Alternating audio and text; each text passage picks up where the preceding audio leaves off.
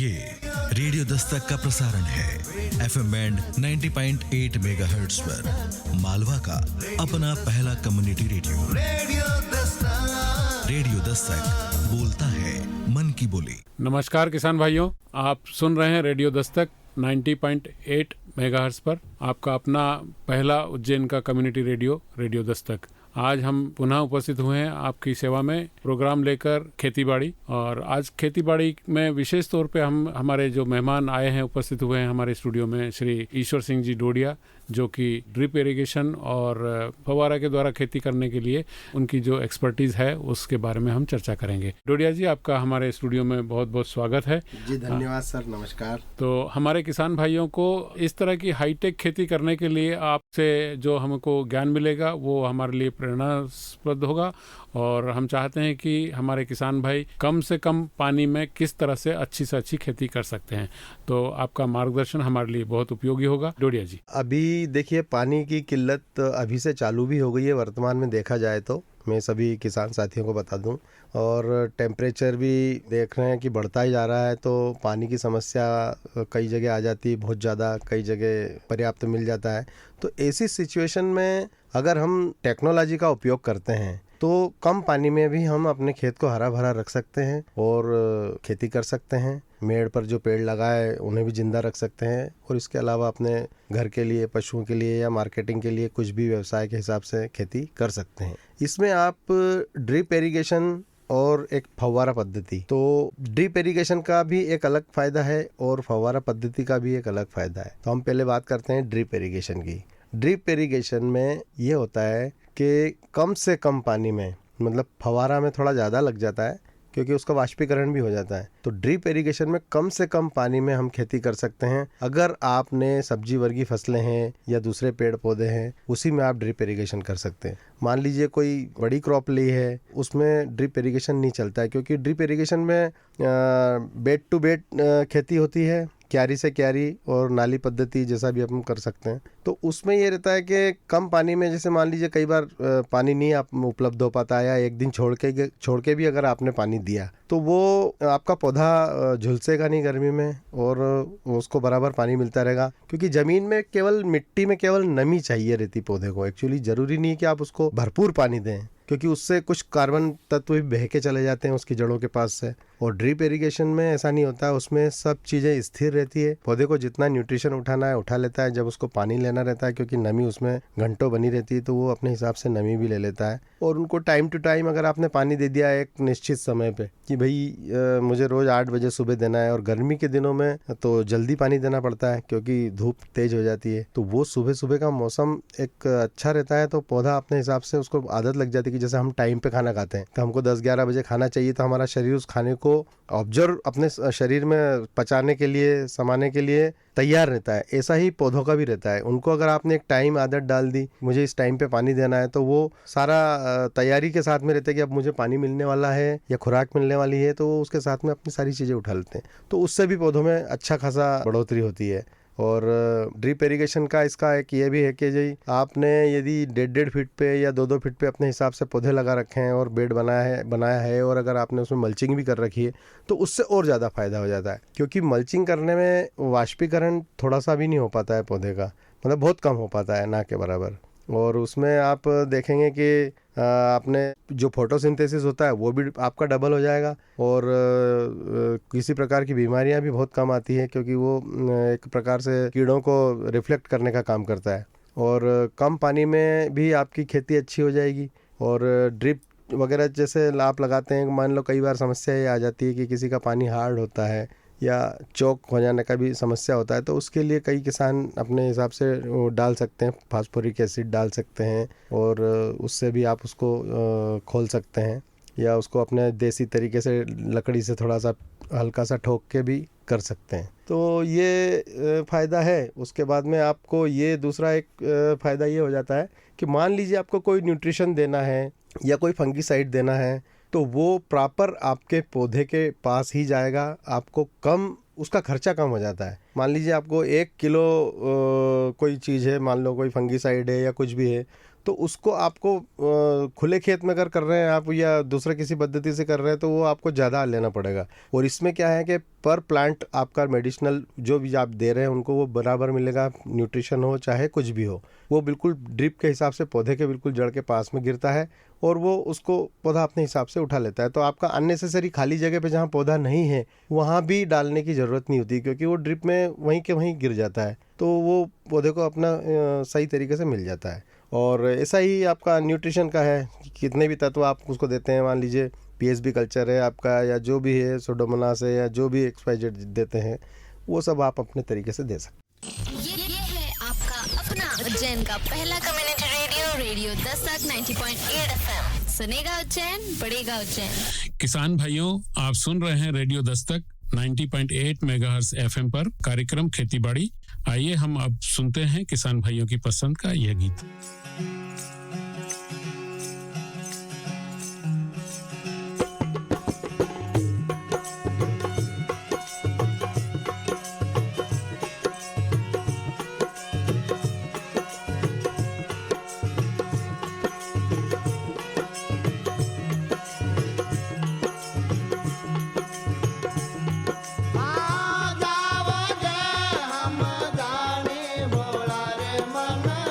जाओगे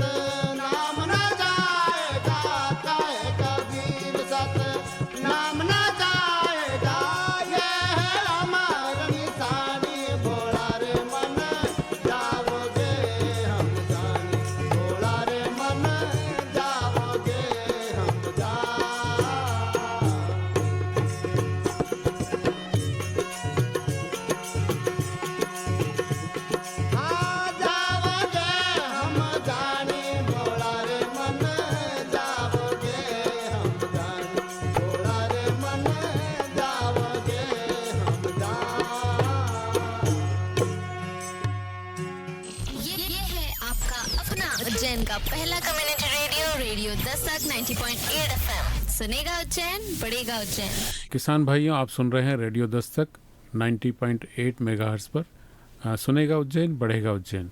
किसान भाइयों, आपको हमारे जो एक्सपर्ट हैं डोडिया जी, उन्होंने तकनीक बताई कि ड्रिप इरिगेशन कैसे करते हैं, ड्रिप इरिगेशन का महत्व क्या है, मल्च बिछाने का महत्व क्या है। तो किसान भाइयों, आपने सुना होगा उनसे कि मल्च बिछाने से वहाँ पर जो पौधे हैं, ड्रिप इरिगेशन के तहत जितने पौधे हैं, उनमें पानी की मात्रा हमेशा नमी बनी रहती है और उसमें कभी भी नमी की कमी नहीं होती है। और दूसरी बात, जो मल्च बिछाते हैं उसमें काला हिस्सा, काला दो मल्च होती है दो कलर में, एक सिल्वर कलर होता है, नीचे की तरफ ब्लैक कलर होता है। तो ब्लैक कलर को जमीन की तरफ रखें और सिल्वर कलर को ऊपर रखें। तो उससे क्या होता है कि जितना भी जो सोलर एनर्जी से जो अल्ट्रावायलेट रेज जो आती हैं वो खेती के लिए नुकसानदायक हो सकती हैं, या किसी तरह से मतलब वो नुकसानदायक रेज को वो रिफ्लेक्ट कर देती हैं और उसमें इंसेक्ट्स भी कम आते हैं और उसकी रिफ्लेक्शन के कारण इंसेक्ट दूर रहते हैं, आते नहीं हैं। पानी की मात्रा जितनी हमको चाहिए उतनी पीरियडिकली, जैसे उन्होंने बताया कि आप सिंचाई जो है, अगर हम खाना 11 बजे खा रहे हैं तो उसी प्रकार से पौधों को भी आप 11 बजे पानी देंगे और निश्चित मात्रा में पानी देंगे। जितना आपको 20 मिनट चलाना है या 15 मिनट चलाना है, कैलकुलेटेड पानी जितना जाना है उतना आप पानी देंगे तो आपकी फसल बहुत अच्छी होगी और तंदुरुस्त भी होगी। इसी तरह से जो मल्च का प्रयोग भी उन्होंने बताया कि मल्च का प्रयोग होना एक बहुत अच्छी बात है। साधारणतः अगर बगैर मल्च के आप लगाते हैं तो फसल, मेरे अनुभव से या जैसे हमारे एक्सपर्ट ने बताया कि वो फसल थोड़ी सी कमजोर होती है। वो कमजोर होने का कारण भी आप देख रहे हैं कि उसमें कई तरह की व्याधियां भी आ जाती हैं और पानी का एवापोरेशन भी जल्दी हो जाता है और पानी की कमी पड़ जाती है।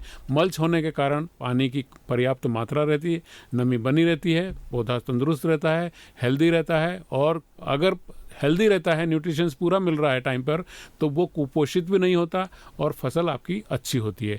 इसी तरह से आपका उत्पादन भी अधिक से अधिक होता है। इसमें एक चीज मैं और बताना चाहूंगा अपने किसान साथियों को कि जब गर्मी तेज होती है, धूप बहुत तेज होती है, उस समय पे यदि आप पानी देते हैं पौधों को तो वो थोड़ा उसको टालने की कोशिश करें, क्योंकि पानी एकदम गर्म जाता है, क्योंकि पाइप हमारा बहुत गर्म हो जाता है। तो कोशिश ये करें, कई किसानों के यहाँ लाइट की भी समस्या होती है, उसके कारण आप ये देखेंगे कभी रात में आपको मान लीजिए आधे घंटे भी चलाने का अगर आपको मौका मिलता है तो आप उसको सुबह सुबह या रात में जब बिल्कुल जमीन ठंडी हो जाए तब पानी दें, क्योंकि गर्म पानी देने से जड़ों को नुकसान हो जाता है। जी, बहुत अच्छी बात बताई आपने कि ये सावधानी हमको बरतना चाहिए। गर्मी के समय में दोपहर में पानी कतई न दें। पानी अगर देने हैं, सिंचाई करना है तो या तो सुबह का समय चुने या शाम के बाद या सनसेट के समय में जमीन ठंडी हो जाए तब उसका प्रयोग करें, तो आपको पानी की गर्मी है वो पौधों को नहीं लगेगी। हमारे किसान भाइयों, जो हम सुन रहे हैं हमारे डोडिया जी से कि इनसे और भी ज्यादा हम जानकारी हासिल करें, जैसे डोडिया जी आप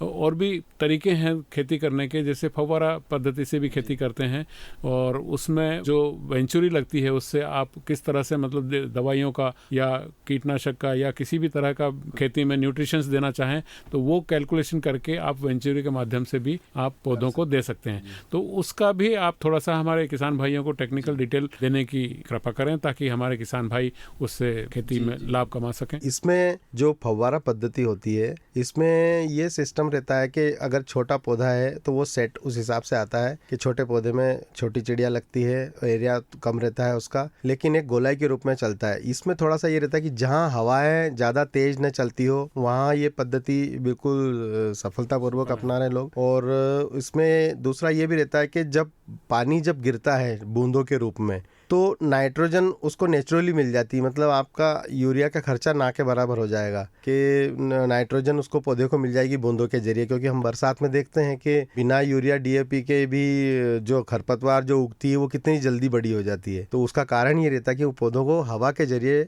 वो बूंदों के पानी की बूंदों के जरिए नाइट्रोजन मिल जाता है, कार्बन भी मिल जाता है। तो ये एक फायदा हो गया। दूसरा, अगर आप में उसमें कोई कीट व्याधि लगती है, कोई कीट प्रकोप होता है तो वो आपका उसके पानी के जरिए धुल जाता है और पेस्ट उसमें डायरेक्ट मतलब रेगुलर अटैक नहीं कर पाता है, क्योंकि उसको पानी में तो खा नहीं सकता है। तो एक ये फ़ायदा मिल जाता है। उसके अलावा अगर आपके पास में पानी कम है या कुछ गर्मी तेज़ गिर रही है तो आप थोड़ी सी देर के लिए भी अपना फोगर चला के और पौधों को ठंडा कर सकते हो, क्योंकि जब लू चलने वाली कंडीशन हो जाती है उस टाइम पे भी इसका प्रयोग कर सकते हैं। लेकिन इसमें ये देखा गया है कि पानी जिस थोड़ा इसमें ज़्यादा लगता है और इसमें भी वही समय रहता है कि पानी देने का कि भाई सुबह हो या शाम के टाइम हो, ठंडा टाइम हो, जब हवाएं शांत हो जाती है तब आप इसका प्रयोग कर सकते हो, क्योंकि दिन भर तो हवा चलती नहीं है। जब हवा शांत हो जाए तब आप अपने खेत में इसको चालू करके दे सकते हो। इसमें आपको पौधों को कोई स्प्रे करना है तो वो आपको स्प्रे करने की बचत हो जाती है, क्योंकि आप वेंचुरी के द्वारा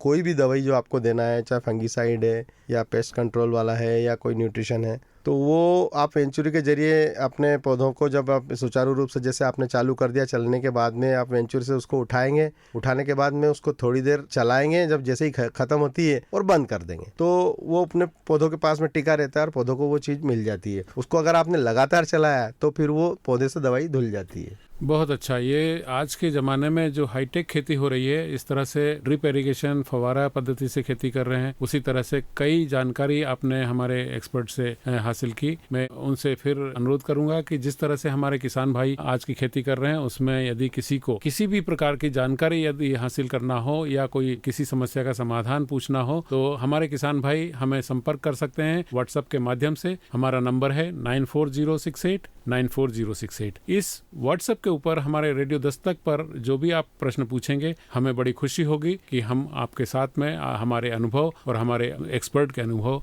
आपके साथ हम साझा करें। किसान भाइयों, आप सुन रहे हैं रेडियो दस्तक 90.8 मेगाहर्ट्ज पर। सुनेगा उज्जैन, बढ़ेगा उज्जैन। इसी तरह से हम आगे के प्रोग्राम में हम हमारे एक्सपर्ट जो बैठे हैं हमारे स्टूडियो में आज आपके साथ में, उनसे हम फिर चर्चा करेंगे कि इस समय में कौन कौन सी जो फसलें हैं जो हम ड्रिप इरिगेशन या फवारा मेथड से खेती कर सकते हैं। जो फसल गर्मी में लगाई जाती है उनकी फसलों के बारे में, उनकी सिंचाई की पद्धति के बारे में हमें फिर हमारे किसान भाइयों को अपना ज्ञान साझा करें।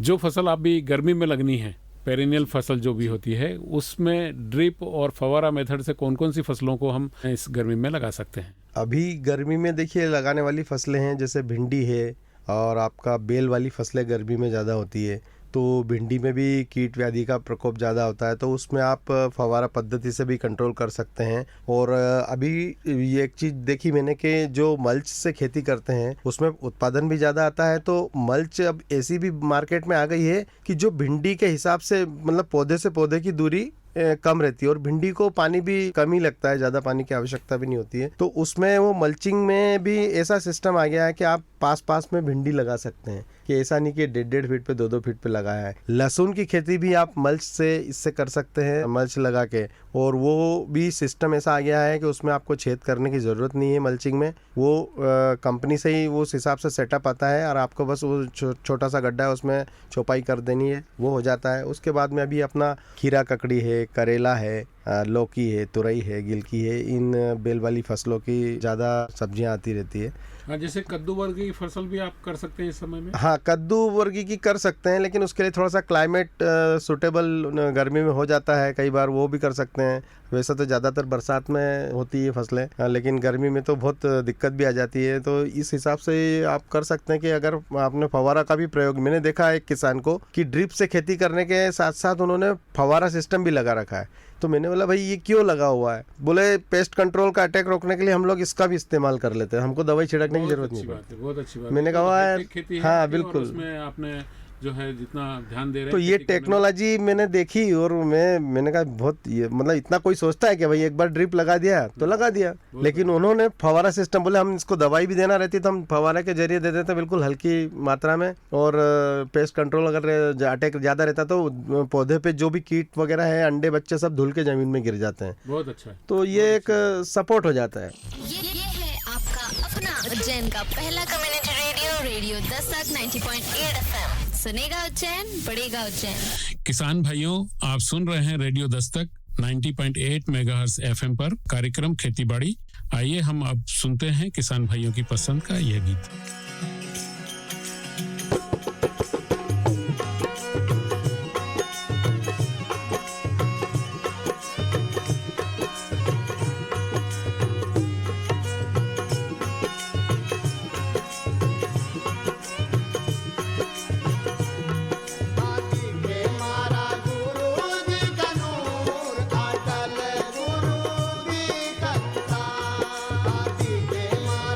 गुरु जी का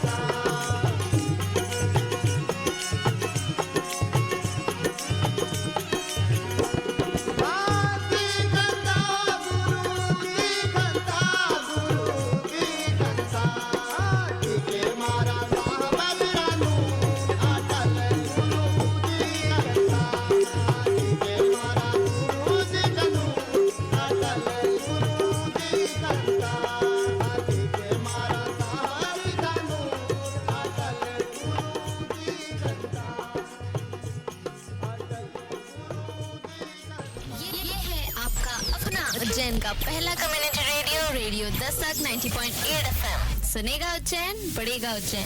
किसान भाइयों, आप सुन रहे हैं रेडियो दस्तक 90.8 मेगाहर्ट्ज पर।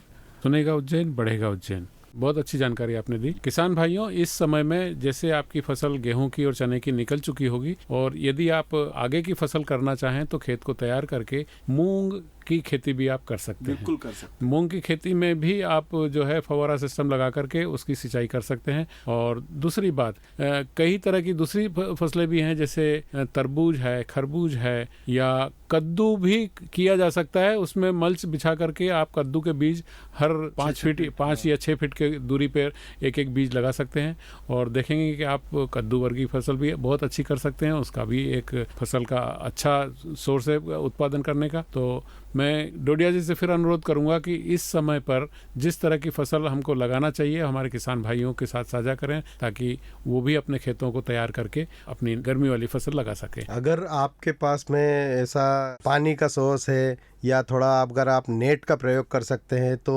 धूप से बचाने के लिए आप उसमें कई लोग मैंने खुद लगाया है मेथी और पालक, ताकि नेट से थोड़ा धूप कम लगता है। और कई लोग देखा होगा आपने किसानों ने कि साड़ियाँ भी बांध के प्रयोग करते हैं कि लू ना लगे, तो मेड़ पर इस तरीके के पौधे लगाएं जिससे हवा टकरा के अंदर आती है तो वो हवा ठंडी हो जाती है, तो पौधों को लू नहीं लगती है। चाहे टमाटर में काफ़ी झुलसा रोग आ जाता है, झुलस जाते हैं। हाँ, तो उसके लिए किसान भाइयों आप हो सकता है कि जैसे कि हमारे एक्सपर्ट बता रहे हैं कि लू से बचाने के लिए हम कोई ऐसी फसल लगाएं जैसे मक्का है। मक्का की फसल ऐसी है कि वो उसकी हाइट बढ़ने के बाद में लू का जो प्रकोप है वो मक्का सहन कर लेगी और आपके जो दूसरे पौधे हैं वो बचे रहेंगे।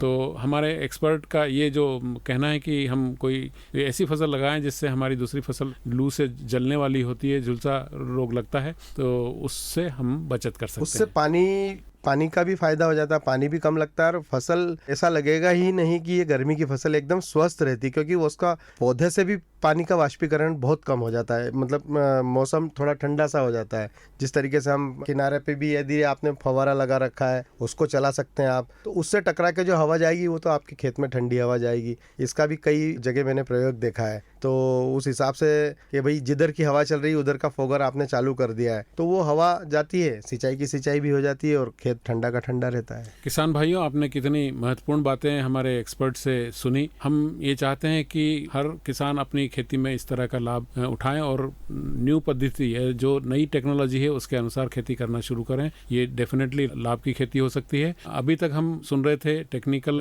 पॉइंट्स जो इरिगेशन में काम आते हैं। आइए फिर हम थोड़ी और जानकारी हासिल करें। हमारे डोडिया जी जो स्टूडियो में पधारे हैं उनसे हम ये भी चाहेंगे कि हमारी जो ड्रिप इरिगेशन सिस्टम है उसमें कई बार ये देखा जाता है कि ड्रिप, क्योंकि बोरवेल से जो पानी लेते हैं थोड़ा हार्ड होता है और हार्ड होने के कारण थोड़े दिन हमारी ड्रिप यूज़ करने के बाद में हम ये देखते हैं कि हमारे ड्रिप के जो आउटलेट्स हैं छेद बंद होने लगते हैं। तो उसको क्लीन करने के लिए कोई उपाय बताएं। उसको क्लीन करने के लिए फास्फोरिक एसिड और सल्फ्यूरिक एसिड आता है। तो फास्फोरिक एसिड में ऐसा रहता है कि उसको आप पानी जब आपने देख लिया कि पूरा ड्रिप अपना भर गया है, मतलब खाली पड़ा है, तो जब जैसे ही आप मोटर चालू करते हैं ड्रिप के लिए तो उसको वेंचुरी से जो आपने ड्रम में जो घोल बना रखा है फास्फोरिक एसिड का या सल्फ्यूरिक एसिड का, तो वो आप उसमें चला दें। जब देख लें कि हाँ अपना ड्रिप भर गया है तो उसको तुरंत बंद कर दें, ताकि ड्रिप में वो आपका जो सॉल्यूशन आपने दिया है वो उसमें जमा रहेगा और उसको रात भर ऐसा ही छोड़ दें। ये आपको प्रक्रिया शाम को करना है। रात भर छोड़ने के बाद में सुबह अपने ड्रिप की जितनी भी एंड कैप होती है, जो आखिरी का हिस्सा होता है, उसको खोल दें और मोटर को चालू कर दें। तो इधर हवा के प्रेशर से जो बचा हुआ रुका हुआ पानी वो भी बाहर हो जाएगा और आपकी ड्रिप जो रात भर उसमें डली रही है तो वो उससे गल जाएगी और वो देखेंगे आपकी ड्रिप आपकी खुल गई है। उसके बाद में थोड़ी देर चलाने के बाद में देख लेंगे कि पूरा गंदा पानी बाहर हो गया है, अच्छा पानी आने लग गया है, तो फिर आप उसमें अपनी एंड कैप वापस लगा के और अपना सुचारू रूप से काम कर सकते हैं। किसान भाइयों, कितनी बेहतरीन बात उन्होंने बताई कि ड्रिप अगर चौकिंग हो जाती है तो उसको किस तरह से साफ करना है, कि उन्होंने बताया फास्फोरिक एसिड और सल्फ्यूरिक एसिड। सल्फ्यूरिक एसिड की मात्रा बड़ी ध्यान से आपको चुनना है, ताकि सल्फ्यूरिक एसिड से खेतों में अगर सल्फ्यूरिक एसिड गया बहुत ज़्यादा मात्रा में या कॉन्सेंट्रेटेड सल्फ्यूरिक एसिड गया तो वो नुकसान भी हो सकता है। इसीलिए मैंने पहले सुझाया कि फास्फोरिक एसिड ज़्यादा फायदेमंद है, क्योंकि उससे आपकी जमीन में फास्फोरस का तत्व ही जाएगा और पौधे को फास्फोरस मिल जाएगा। यदि हम डोडिया जी हाइड्रोक्लोरिक एसिड का भी प्रयोग करें तो क्या कर सकते हैं? कर सकते हैं हाइड्रोक्लोरिक का, लेकिन बस ये रहे कि खेत में फसल पे किसी प्रकार का दुष्प्रभाव न हो, उसका ध्यान रखें कि फसल अपनी अब उखाड़ने की कंडीशन में आ गई है या इससे अपन ने सारी क्रॉप ले ली है, अब हमें एक निश्चित टाइम पे एक खेत की साफ़ सफाई का जो अपना रहता है टर्नओवर कि भाई खेत खाली करके अपने को साफ़ सफाई करनी है, ऐसा पीरियड एक बना के रखें कि भाई साल में हमको एक बार ये चलाना है, इसको करना है, या 6 महीने में, ताकि हमारे खेत में कम से कम फसल रहे, तब आप इन चीज़ों का प्रयोग करें ताकि इसका कोई भी दुष्प्रभाव आपके खेत में देखने को न मिले। किसान भाइयों, जिस तरह से हमारे एक्सपर्ट ने आपको बताया कि हमारी वेंचुरी या हमारा जो ड्रिप सिस्टम है या फव्वारा सिस्टम है, जो भी अगर ब्लॉक होता है तो उसको किस तरह से सफाई करें और किस तरह से उसको मेंटेन करें, ये आपने जाना। और भी किसान भाइयों को हम नई नई तकनीक के बारे में अवगत कराते रहेंगे। ये है आपका अपना उज्जैन का पहला community radio, radio Dastak 90.8 FM। सुनेगा उज्जैन, बढ़ेगा उज्जैन। किसान भाइयों, आप सुन रहे हैं रेडियो दस्तक 90.8 मेगाहर्ट्ज एफएम पर कार्यक्रम खेती बाड़ी। आइए हम अब सुनते हैं किसान भाइयों की पसंद का यह गीत।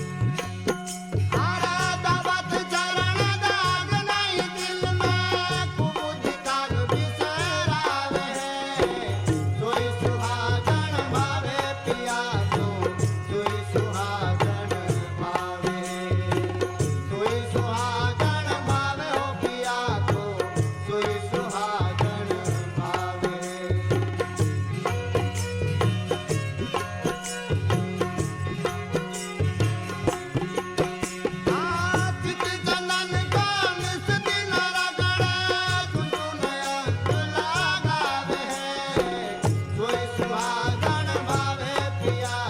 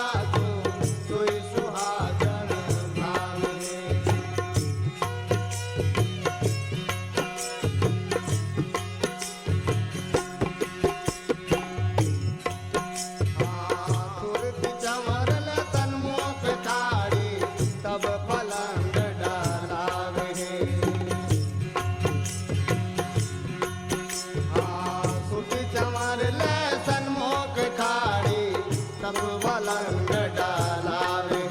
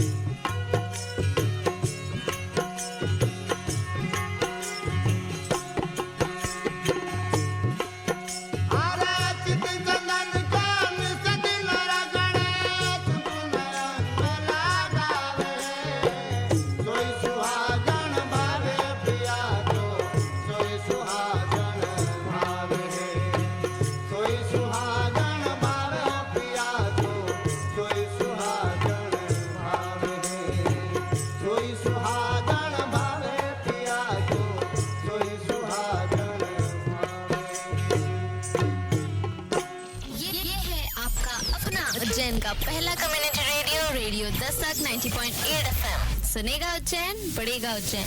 किसान भाइयों, आप सुन रहे हैं रेडियो दस्तक 90.8 मेगाहर्ट्ज पर। सुनेगा उज्जैन, बढ़ेगा उज्जैन। डोडिया जी से हम ये अनुरोध करेंगे कि और भी किसान भाइयों को हम ज़्यादा से ज़्यादा विस्तृत रूप से उनको ये अवगत कराएं कि यहाँ पर एक प्लेटफॉर्म जो दिया है हमारी लोकल सरकार ने, ये बहुत अच्छा प्लेटफॉर्म दिया है और भी कई जगह है वहाँ पर कई किसान आकर के अपने उत्पाद को बेच सकते हैं। तो उसमें आवश्यकता इस बात की है कि रसायन फ्री होना चाहिए और किसानों को जो चाहिए कि जैविक खेती की तरफ अपना रुझान करें। हम ये कहेंगे कि चलो हमारे सारे उज्जैन को, सभी पब्लिक को जैविक खेती मिल जाए, लेकिन अभी तो इतना संभव नहीं है। लेकिन फिर भी हम कोशिश करते हैं कि ज़्यादा से ज़्यादा किसान भाई स्वयं भी जैविक खेती कर अपने परिवार को लाभ पहुँचाए और हमारे जैसे जो उपभोक्ता हैं, मैं भी स्वस्थ, मेरा परिवार भी स्वस्थ। बिल्कुल सही। तो इसी तरह से यदि हम खेती की तरफ ध्यान दें और नई नई टेक्नोलॉजी जो हमारे पास आ रही है उसका उपयोग करें तो निश्चित ही हमारे किसान भाई लाभान्वित होंगे और अच्छी आय में भी इजाफा होगा। यदि हम कहें कि हम आय किस तरह से दुगनी करें तो दुगनी करने के बहुत सारे फार्मूले हैं और जैविक के साथ साथ ये मुख्य है।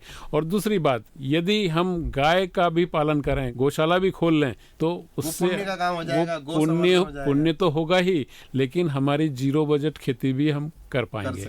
तो जीरो बजट खेती करने का एक फार्मूला ये है कि आप घर में गौशाला खोलें, कुछ नहीं तो ज़्यादा से ज़्यादा 2 या 4 गाय पालें। धीरे धीरे करके अगर आपको लाभ लगे कि हाँ हमारी खेती लाभ की खेती हो रही है तो हम उसको फिर बढ़ा भी सकते हैं।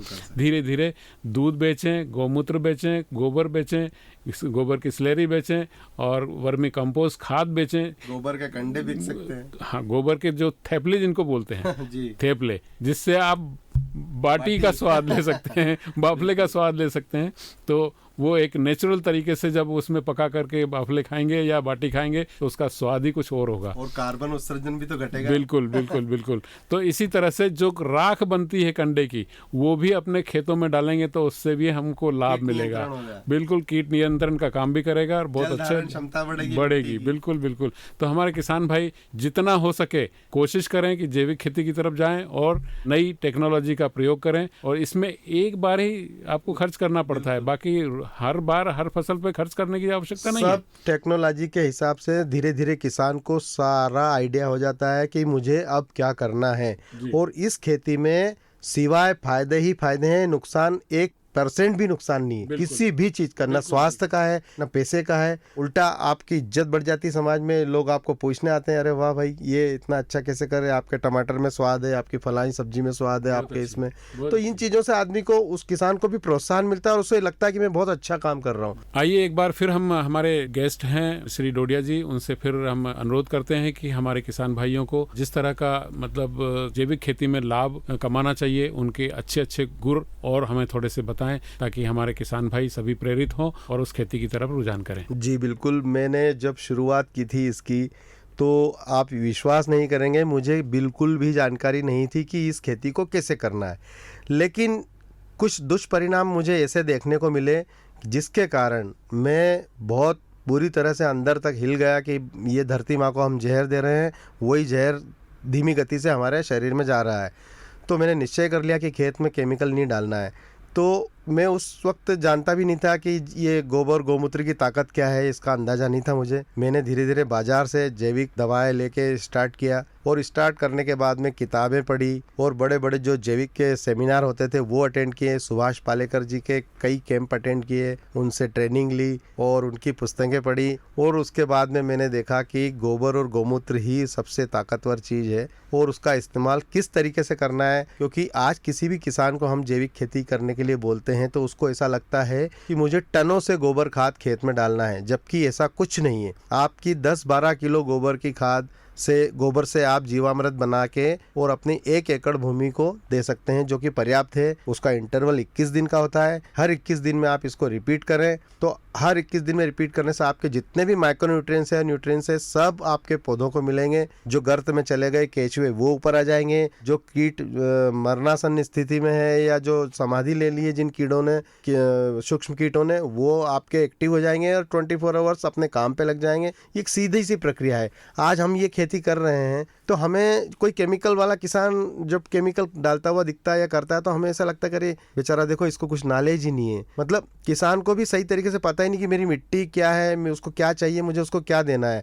बस वो लोगों के देखा देखी भेड़ चाल में यूरिया सामने वाले ने 1 बोरी डाला तो वो सोचता है कि मैं तो 1.5 बोरी डालूंगा तो इससे ज़्यादा फायदा होगा। लेकिन ऐसा बिल्कुल उलट है। मिट्टी को जो चाहिए वो दीजिए आप। यूरिया DAP भगवान नहीं है और गोबर गौमूत्र से अच्छी कोई चीज़ नहीं। बहुत बढ़िया है। हमारे किसान भाइयों को ये आपने टेक्नोलॉजी बहुत अच्छी बताई। ये है आपका अपना उज्जैन का पहला community radio, radio Dastak 90.8 FM। सुनेगा उज्जैन, बढ़ेगा उज्जैन। किसान भाइयों, आप सुन रहे हैं रेडियो दस्तक 90.8 मेगाहर्ट्ज FM पर कार्यक्रम खेती बाड़ी। आइए हम अब सुनते हैं किसान भाइयों की पसंद का ये गीत।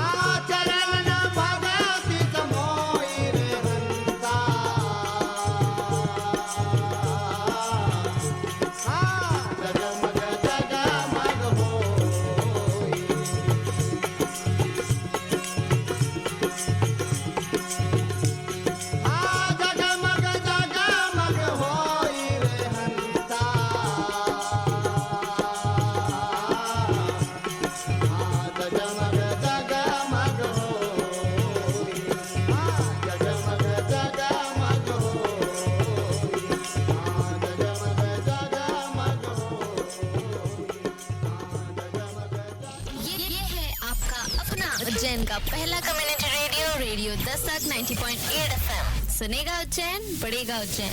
किसान भाइयों, आप सुन रहे हैं रेडियो दस्तक 90.8 मेगाहर्ट्ज पर।